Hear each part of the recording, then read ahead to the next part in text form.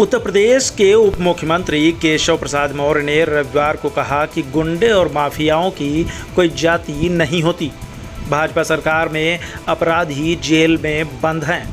मुख्तार जैसे अपराधी अब चुनाव नहीं लड़ पाएंगे। उन्होंने केंद्र और प्रदेश सरकार की उपलब्धियों को गिनाया। पूर्ववर्ती सरकारों में माफिया और दलाल जनता के पैसे खाते थे, लेकिन अब लाभार्थी के खाते में सरकार की ओर से भेजी गई रकम पहुंच रही है। वह भदोही भ्रमण के दौरान गजधरा गांव में समारोह में बोल रहे थे। उन्होंने कहा कि सरकार और समाज एक रथ के दो पहिए हैं, दोनों के तालमेल से ही विकास संभव होता है। आगे उन्होंने कहा कि प्रधानमंत्री मोदी, मुख्यमंत्री योगी आदित्यनाथ ने समाज के अंतिम पंक्ति में बैठे व्यक्ति को मुख्य धारा से जोड़ने के लिए कल्याणकारी योजनाओं को लागू किया है। आगे उन्होंने कहा कि गांव स्वच्छ तब होगा जब प्रदेश साफ होगा। गांव के अंदर गंदगी है तो बीमारी फैलेगी। बता दें कि गजधरा स्थित अमृत सरोवर के समीप बने ओपन जिम का डिप्टी सीएम केशव प्रसाद मौर्य ने शुभारंभ किया। उन्होंने कसरत भी किया।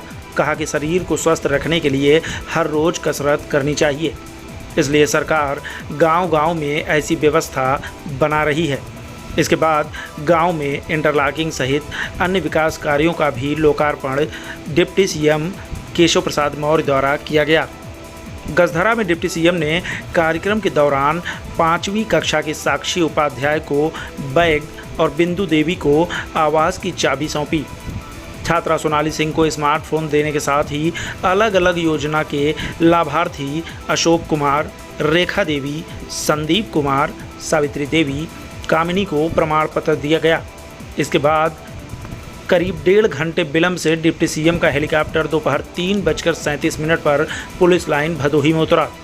वहां commissioner Yogeshwar Ram Mishra, DIG RP Singh, DM Gaurang Rathi, SP doctor Anil Kumar ने स्वागत किया। जिला मुख्यालय पर अधिकारियों के साथ बैठक भी हुई।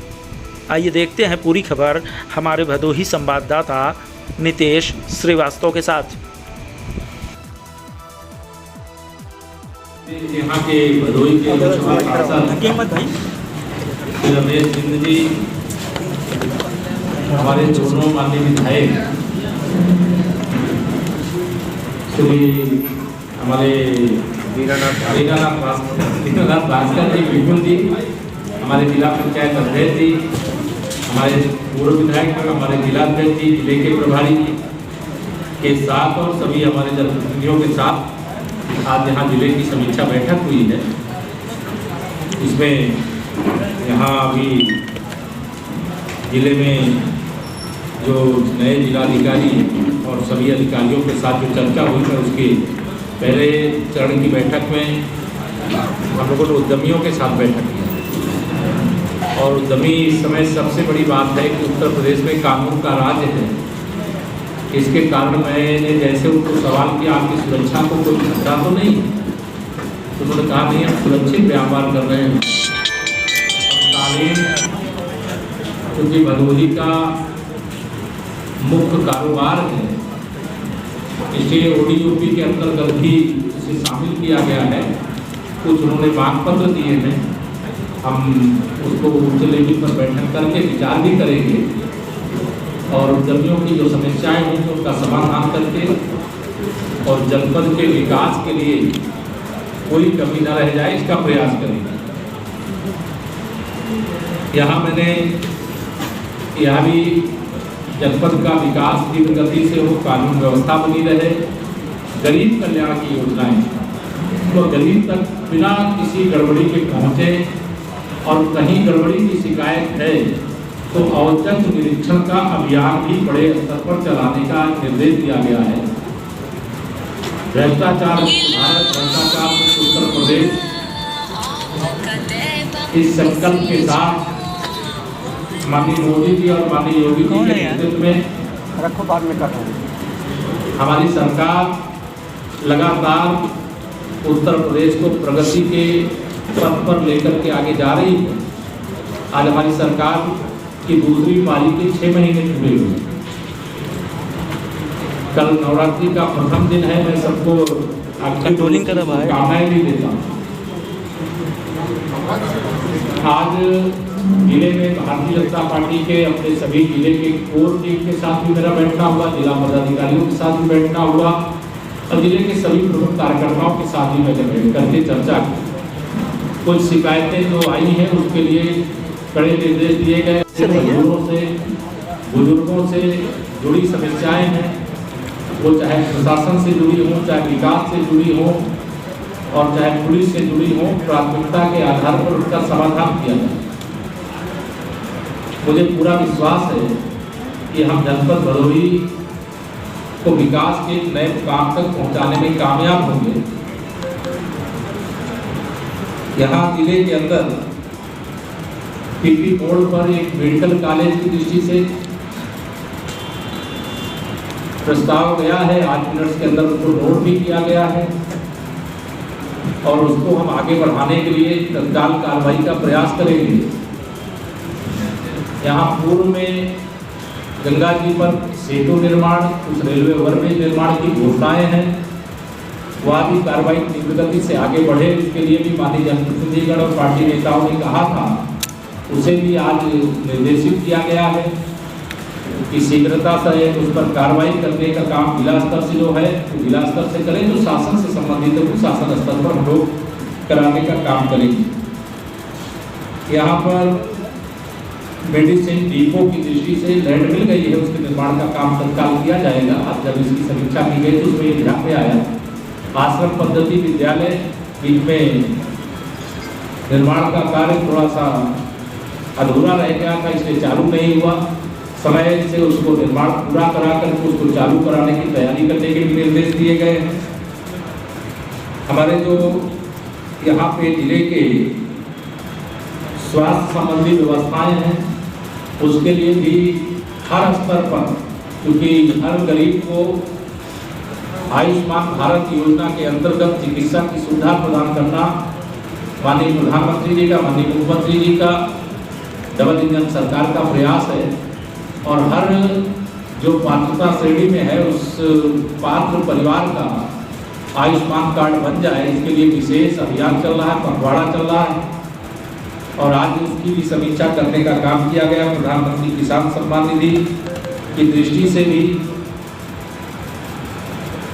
आवश्यक निर्देश दिए गए। भाजपा का चाहे बूथ अध्यक्ष हो और चाहे कोई हमारे जिला अध्यक्ष हैं, चाहे हमारे जनप्रतिनिधि, समस्याओं का समाधान हो रहा है, लेकिन प्राथमिकता पर उनकी द्वारा बताई गई बातों को सुन करके उन समस्याओं का समाधान करें, इसके लिए भी आवश्यक निर्देश आज यहाँ पर दिए गए हैं। और कई महत्वपूर्ण बातें हैं, मैं यहाँ जिला सूचना अधिकारी को बता करके रिपोर्ट एक बना करके दे देंगे। मैं राजनीतिक दृष्टि से 2 बातें विशेष बताऊंगा। यहाँ पे आज मुझे हमारे माननीय सभी पार्टी के, चाहे हमारे जनप्रतिनिधि, कुछ बड़ी संख्या में छात्र भी मुझसे मिलकर के यहाँ विश्वविद्यालय की दृष्टि से मांग किए हैं। आज हम उसको मिनट्स के अंदर शामिल कराए हैं, सरकार के अंदर उसकी भी चर्चा करेंगे और जो 100 बेड का हॉस्पिटल जो जांच के कारण से अधूरा पड़ा है उसका भी कोई विकल्प निकाल करके जन सुविधा, चिकित्सा सुविधा लोगों को मिले, उसके लिए भी कहा गया। 2024 में मैं पूरे विश्वास से कह सकता हूँ कि उत्तर प्रदेश की 80 में से 80 सीटें माननीय मोदी जी के नेतृत्व में फिर से सरकार बनाने के लिए हम लोग जीतने में कामयाब होंगे, ऐसा मुझे भरोसा है और जनता का यही भाव लगातार देखने को मिलता है। आज अमृत सरोवर को भी मैं निरीक्षण करके गया और बहुत अच्छा बना है और इस प्रकार के सरोवरों के निर्माण का कार्य गुणवत्तापूर्ण ढंग से आगे बढ़े, इसके लिए भी बताया गया है। मैं आज इतना ही कहूँगा, कोई एक तो सवाल आप कहो तो पूछ लें। 100 में 60 हमारा है हर बूथ पर, 40% वोटों पे बंटवारा और बंटवारे में भी हमारा है। इसलिए 2014-2019 में जितने सांसद हमारे जीते थे, 2024 में उससे ज़्यादा जीते। अखिलेश और शिवपाल की जो रार है लगातार बढ़ती जा रही है। शिवपाल ने कहा है कि अब गठबंधन, चाचा भतीजे की लड़ाई हो, भतीजे की लड़ाई हो, 350 का भाजपा का कोई लेना देना नहीं है। भाजपा का कमल खिल रहा है, आगे खिलता रहेगा और वो लड़ाई अपना लड़ते रहे। और समाजवादी का पार्टी का मैं कहूँ कि अब 25 साल तक यूपी में कोई भविष्य नहीं है। तो कोई गलत नहीं। क्या राजभर जी को आप गठबंधन में शामिल करने जा रहे हैं? क्या कहेंगे? क्या राजभर जी को आप गठबंधन में जल्दी शामिल करने जा रहे जो हैं? शामिल होना होगा हमारे नेतृत्व से बात करेगा, और जो बात करेगा उसके बाद उस पर विचार करने का समय तब आता है। अभी मैं इससे एडवांस में मैं क्या कहूँ। हाँ, देहरादून में अंकिता तो दुखद घटना हुई है, मैंने भी देखा है, क्योंकि उत्तराखंड से जुड़ी हुई घटना है। उसके जो अभियुक्त थे उनकी गिरफ्तारी हो गई है, और इस प्रकार की घटनाएं देश में प्रदेश में कहीं पर भी नहीं होनी चाहिए। नीतीश कुमार फूलपुर से अगर चुनाव लड़ते हैं तो क्या बीजेपी कमजोर होता है? जमानत जब्त हो जाएगी नीतीश कुमार जी। और बिहार में आपको अगर याद हो 2014 का लोकसभा चुनाव बिना मोदी जी के चेहरे के लड़े थे। नीतीश जी के चेहरे के दम पर केवल 2 सांसद उनके जीते थे। उनकी हैसियत 2 सांसद की बिहार की जनता ने बनाकर के रखी है। इसलिए भाजपा के साथ गठबंधन में